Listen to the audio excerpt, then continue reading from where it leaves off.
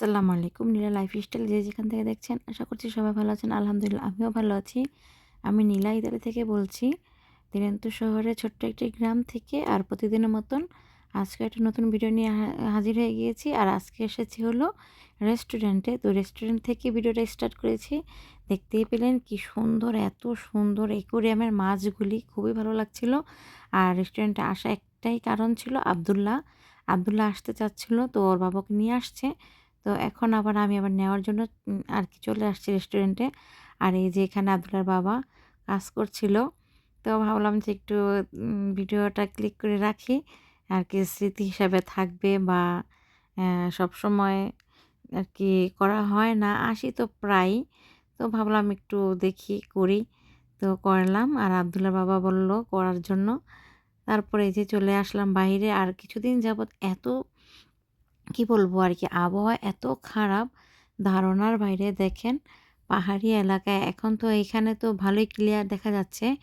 একটু দেখেন রাস্তাগুলোর দিকে তাকালে বা নিচে বা পাহাড়ের উপরে তাকালে একেবারে কুয়াশায় কিচ্ছু দেখা যাচ্ছিল না। একদম নীরব। আর গাড়িগুলো খুবই সতর্কভাবে যাচ্ছিল, আমি দেখছিলাম একদম রিল্যাক্সে ধীরে ধীরে যাচ্ছে। তো দেখলে একটু ভয়ই লাগে পাহাড়ি এলাকা আর কি। শীতের দিনে বা এরকম সময়ে একটু যাওয়াটা রিস্কি হয়ে যায়। তো এই যে আমাদের বাসা, এই যে আমরা এখন ওই যে লাল লেখা যেটা ব্যানার টানানো ওইটার মধ্যে থাকি। আর আগে ছিলাম দোতলায়, মানে এদেশের বলতে একতলা বলে এটা। তো এই যে এখন আব্দুল্লাহকে অনেক করছিলাম যে চলো চলে যাই, চলে যাই, কিন্তু আব্দুল্লাহ যেতেই চাচ্ছে না। ও যেটা বললাম, এত আবহাওয়া খারাপ, এই খারাপের মধ্যে না ভালো লাগে বের হতে না কিছু, কিন্তু আমার ছেলে এর মধ্যেই বের হবে। ওকে জোর করেও রাখতে পারি না, আর নিয়েও যেতে হয় খুবই জোর করে। তারপর তো এই যে এখন মাশাআল্লাহ দিলে আজকে একটু মুডটা ভালোই আছে। ওই যে চিপস নিয়ে নিয়েছে রেস্টুরেন্ট থেকে, বলছে বাবা তুমি থাকো আমরা চলে যাচ্ছি, আমরা চলে যাব। এই কথা বলেও গেটের ভিতরে ঢুকেও আবার আর কি আবার একটু কান্নার মতো আর কি ভ্যাঁ করে ওঠে, কারণ আবার যাবে। তো আমি বলছি যাও আবার পরে আসবে। এই যে আমাদের সেই বাসাটা, এখন কি আর করার, এই বাসাটা আগে থাকতাম, আগে যখন ছিলাম তখন ঘন ঘন যাওয়া হতো নিচে, এখন আর আসি না এত উপর থেকে নিচে। এসে তো ঝটপট করে রুটি বানিয়েছি আবার।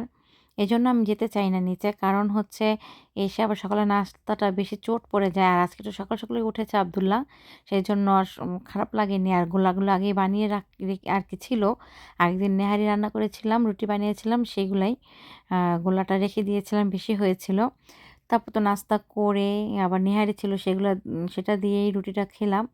তারপর ডিমটা আমি বসিয়ে গিয়েছিলাম আগেই, কারণ দেরি যেহেতু হয়ে যাচ্ছে সেজন্য ডিমটা সিদ্ধ বসিয়ে গিয়েছিলাম এখন চিলে।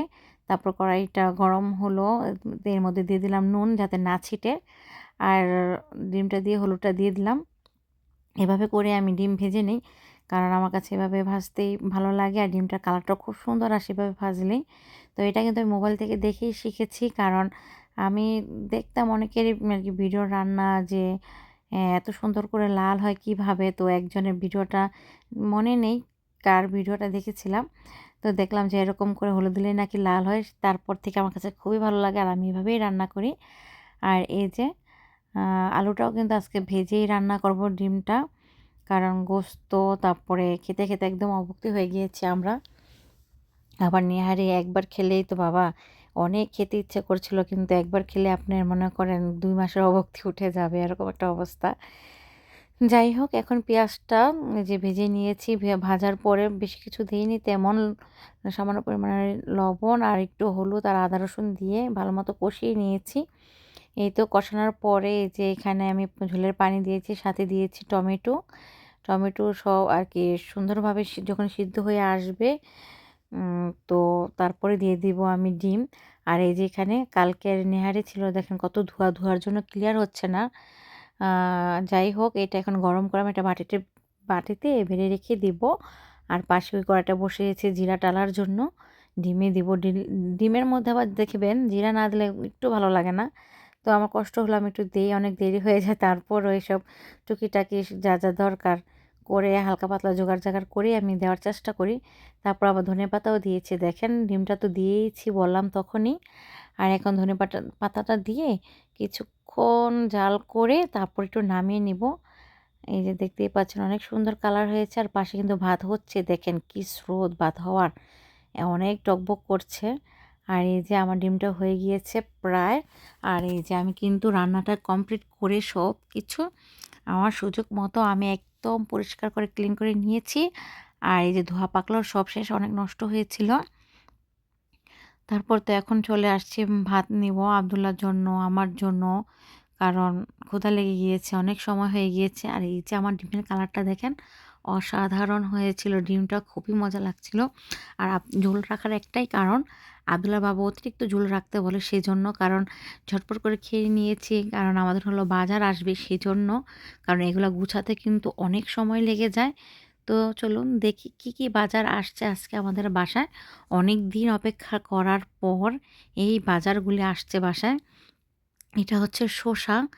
তো ভালোই লাগে আমার এরকম র্যাপিং করা দেখলে। আর পাতাকপিও নিয়ে আসছে, ফুলকপি নিয়ে আসছে, একদম ফ্রেশ, দেখতেই বোঝা যাচ্ছে। আর ইতালিয়ান দোকান থেকেই অবশ্যই এনেছে। এই যে দেখেন টোকেন দেওয়া আছে, ২টা ৩ টাকা, ৩ ইউরো, ৩ পয়সা হয়তো, এরকমই হবে। আর এই যে এখানে কিন্তু সুন্দর করে দেখেন টোকেন দেওয়ার পরে আবার র্যাপিং করাও আছে, ফুলকপি সহজে নষ্ট হবে না। এই যে ব্রোকলি, তারপরে পাতাকপিটা শুধু র্যাপিং করা নেই। পাতাকপি আর কি এগুলোর জন্য আমাদের রুহু বের হয়ে যাচ্ছিল। মেন কথা সবজি খাই তো কম বেশি, তো এগুলো লাগে। আর এখানে ছিল পেঁপে, এই যে পেঁপে নিয়ে আসছে। আর ডাল, মসুরির ডাল, তারপরে গরম মসল্লা, এইগুলো একটা হরদমই লাগে, কারণ এগুলো হচ্ছে নিত্যদিনের সঙ্গী। যেহেতু প্রবাসী মুরগির গোস্ত, গরুর গোস্ত যেটাই খান না কেন এগুলো লাগে, এগুলো ছাড়া খাওয়াই যায় না। কে কেমন আমি তো জানি না, আমি তো খেতেই পারবো না, কারণ এগুলার ঘ্রাণেই একটু খাওয়া যায় আমার কাছে মনে হয়। কিন্তু এই দেশের খাবার তো আমি কি বলবো, যাই হোক আর বলার দরকার নেই। তো এখানে বাজার ছিল রুই মাছ, হাট চিকেন, ফার্মের মুরগি, তারপর গরুর গোস্ত, এগুলাই ছিল। তো এগুলো আর বের করব না, এগুলো হচ্ছে নিচে নিয়ে যেতে হবে, মানে রেস্টুরেন্টে নিয়ে যেতে হবে ফ্রিজে। আমাদের এখানে কোনো জায়গাই নেই, তো আমি আপাততর জন্য একটু নর্মালে রাখছি। আর এই যে আমি বাজারগুলো এইভাবেই গুছিয়ে রাখি সব সময়। তো আজকেও সেভাবে গুছিয়েছি, কাঁচা কলাও নিয়ে আসছিল, বলে দিয়েছিলাম এগুলো খাওয়া হয় না। তো এই যে ফুলকপির কথা বলেছি, পাতাকপির কথা বলেছি, তো যাওয়াই হচ্ছিল না, কিভাবে নিয়ে আসবে।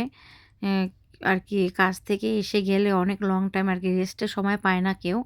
তো যাই হোক এই যেভাবে গুছিয়ে নিয়েছি ফ্রিজটা, যেভাবে আর কি আপাতত মাছগুলো তো রাখতে হবে, ফ্রিজে জায়গা হচ্ছিল না, তারপরে অনেক কষ্টে জায়গা করেছি। এপাশে ওপাশে সব কিছু রেখেছি, যেমন ছোট ছোট এইগুলো থাকে না ফ্রিজে, এই যে মাছের পোটলাটা অনেক বড় ছিল। দুধ, তারপর কাঁচামরিচ, এগুলা এই যে পাশে এই ড্রয়ারগুলোতে রাখা হয়েছে দেখেন। তারপর সুন্দরভাবে রাখা যাচ্ছে না, সেজন্য একটু এলোমেলো করে রেখেছি। আর এই যে হচ্ছে আমাদের স্ট্যান্ডে দিয়ে দেব। ফাইনাল হালকা শুকিয়ে আসলেই আমি এগুলো আবার হিটারে দিয়ে গরম করে তুলে রেখে দেবো। তো সারাদিনে টুকিটাকি কিছু কাজ থাকে, এগুলো করছিলাম মানে খুবই ঝটপট করে, কারণ আজকে হলো আব্দুল্লাহ একটু দুপুরে ঘুমিয়েছিল। আর এই যে ঘুমিয়েছিল তাই বলে এই যে কাপড় চোপড়গুলো শুকাতে দিতে আসলাম, বাজারগুলো গুছাতে আসলাম, এর মধ্যে উঠে গিয়েছে। তো ভাগ্যিস তো ভালো, ওর বাবা ছিল বলে নিয়েছে আর কি, রেখে আসছে, আমি আবার শুয়ে ওর বাবাকে রেখে আসছি। আর এখানে স্ট্যান্ডটাও খালি করে রেখেছি, আব্দুল্লাহ বাবার আগে কাপড় চোপড়গুলো ছিল সেগুলো ভাঁজ করে রেখেছি। তারপরে ভাবলাম ওর বাবা যেহেতু আছে একটু বারান্দায় আসি, আর এসে দেখলাম অনেক কাজ চলছে, গাড়ি ঘোড়ার অনেক শব্দ হচ্ছে। তো কিসের শব্দ তা আপনাদের সাথে একটু শেয়ার করি। এই যে ক্ষেতগুলো মেরামত চলছে, কারণ গরম চলে আসবে সেজন্যই হয়তো। তো ভিডিওটা আজকে পর্যন্তই, সবাই ভালো থাকবে।